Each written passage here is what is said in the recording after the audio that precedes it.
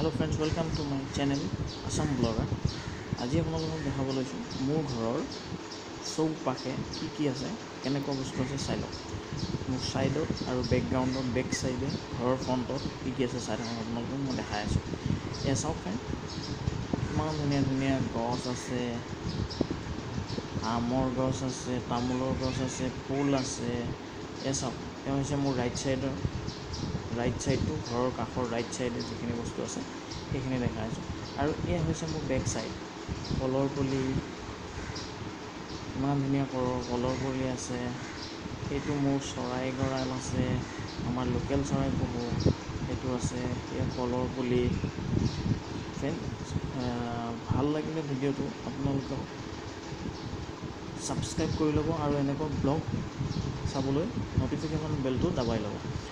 এয়া হৈছে আমাৰ কলগছ, আৰু আছে আপোনাৰ চাই লওক, ইমান ধুনীয়া ধুনীয়া বস্তু আছে আপোনালোকক দেখাই আছোঁ।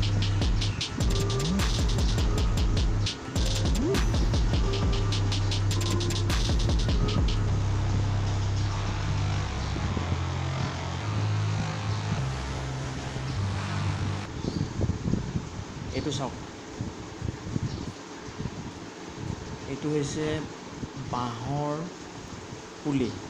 বাঁহ গছ যে ৰুৱে, এই বাঁহ গছৰ পুলি আমাৰ এটা চৰিয়াতে বালিত কেনেকৈ পুলিবিলাক জীয়াই ৰাখিছোঁ দেখিছেনে? বালিত আপোনাৰ পুলিকেইটা, বাঁহৰ পুলি দেখিছে, ইয়াতে ডাঙৰ হ'ব, জীয়াই থাকিব বালিতে, পুতি ৰাখি থৈছোঁ।